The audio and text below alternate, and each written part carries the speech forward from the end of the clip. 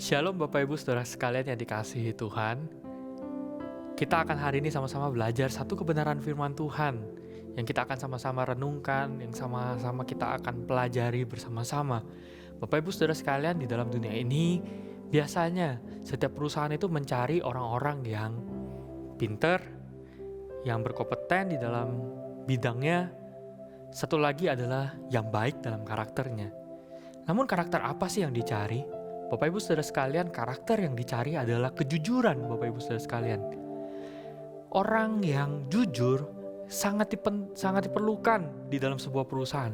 Ketika melakukan pekerjaan, ketika dipercayakan suatu hal yang ada, bagaimana mereka melakukannya dengan jujur di perusahaan tersebut.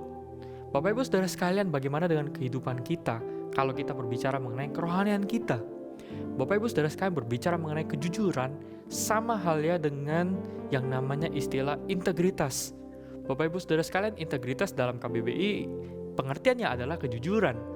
Bapak Ibu Saudara sekalian, kita akan melihat bagian firman Tuhan yang berbicara mengenai kejujuran. Terambil dalam Kisah Para Rasul 5, kita bisa melihat bagaimana kisah dari dua orang, yaitu Ananias dan Safira. Bagaimana mereka Tuhan izinkan untuk menjadi contoh dari ketidakjujuran. Kita bisa lihat di dalam ayat ke-3 sampai ayat yang ke-4. Di situ dikatakan, tetapi Petrus berkata, Ananias, mengapa hatimu dikuasai iblis sehingga engkau mendustai Roh Kudus dan menahan sebagian dari hasil penjualan tanah itu?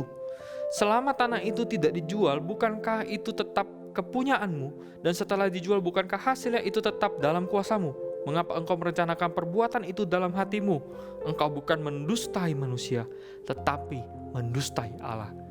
Ingat Bapak Ibu Saudara sekalian, engkau bukan mendustai manusia, tetapi mendustai Allah. Inilah yang dilakukan Ananias dan Safira.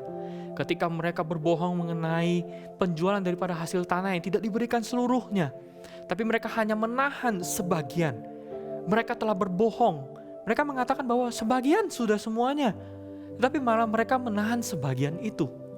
Bapak Ibu Saudara sekalian, itu sebuah hal yang bohong. Mereka mendustai Tuhan. Mereka hidup bukan dengan sebuah integritas. Bapak Ibu Saudara sekalian, di dalam 10 hukum, di dalam hukum yang ke-9 dikatakan bahwa jangan engkau bersaksi dusta tentang sesamamu.